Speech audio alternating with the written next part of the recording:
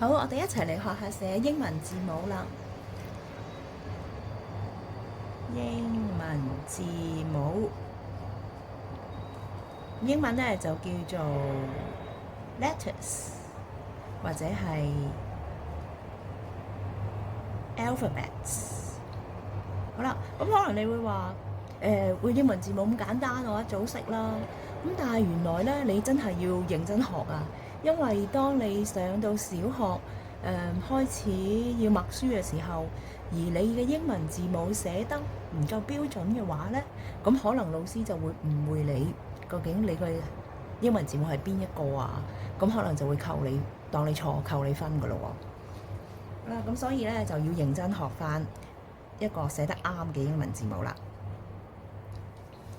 咁英文字母大家都知道啦，係佢哋咧有啲生得矮啲，有啲咧就會生得高啲嘅喎。譬如 A 係屬於矮嘅啦，B 屬於高嘅啦，C 屬於矮嘅啦，D 屬於高嘅啦。咁有一啲咧又會多條尾嘅啦，譬如 Y 啦。有啲咧又會有一點嘅喎，譬如 I 啦。好啦，咁你會見到咧，呢度係有個雙行嘅。咁當你係初小嘅時候咧，係會用雙行，係幫助你幫啲英文字母寫得靚啲嘅。咁但係當你做試卷嘅時候咧，就會冇咗呢個雙行嘅喎。所以咧，你學雙行嘅同時咧，你都要知道喺單行嘅時候，即係得一條線嘅時候，你點樣將個英文字母寫得啱呢？係非常之重要㗎。好啦，例如譬如個 boy 字啦，B-O-Y，我又寫咗個草書。好，再嚟講 B-O-Y，個 Y 字係咁啦。咁咧高嘅就會突咗出嚟啦，而佢有尾嘅。咁咧，佢條尾咧就會跌咗落嚟嘅。咁，其餘嘅部分咧就寫喺兩條橫線嘅中間。咁但係當你得一條線嘅時候，當你考試嘅時候得一條線嘅時候，咁你點樣寫個 boy 字咧？就會係咁樣啦 ，B-O-Y。你心目中咧喺條線嗰度咧，其實你自己心目中會有一條虛線啦，自己想像嘅線啦，係提醒自己個 B 字咧，佢高㗎，所以咧佢係上高突咗出嚟㗎。咁個 O 字咧，佢矮㗎，所以咧佢只係喺條橫線嘅一半，喺呢個格嘅一半。咁而個 Y 字咧，佢有條尾㗎，而佢條尾咧係要跌落嚟嘅。咁有啲同學咧，佢當佢寫橫線，寫當一條橫線嘅時候咧，佢係會好古怪喎。好，個 Y 字佢又突咗上嚟，咁就弊啦。咁啊，老師可能會扣你分啦，因為你個 Y 字好似變咗大街咁樣，而個 B 字咧，你呢一條佢又唔夠高啊。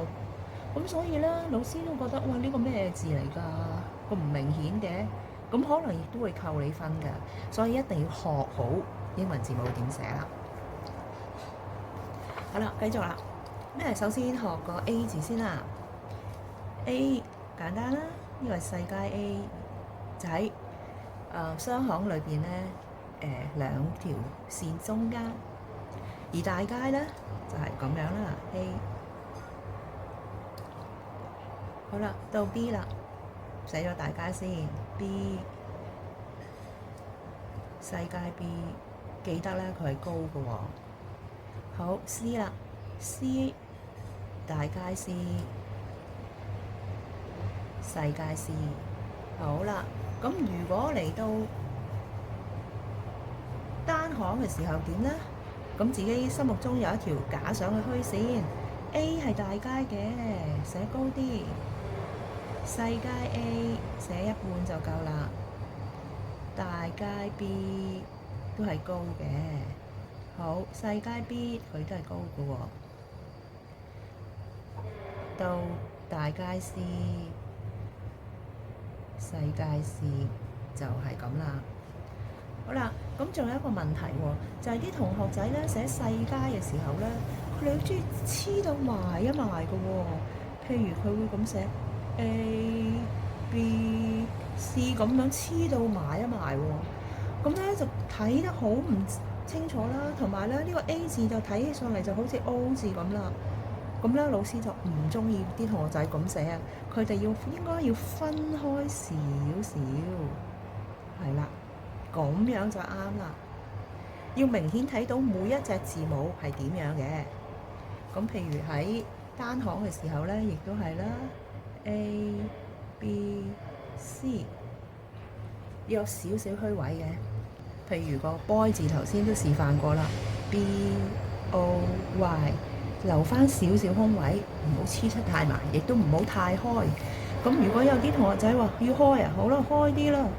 咁又太開啦，咁啊形成唔到一個字啦。好，咁今日咧就講咗少少嘅英文字母啦，下一堂咧就繼續學。好，very good，goodbye class。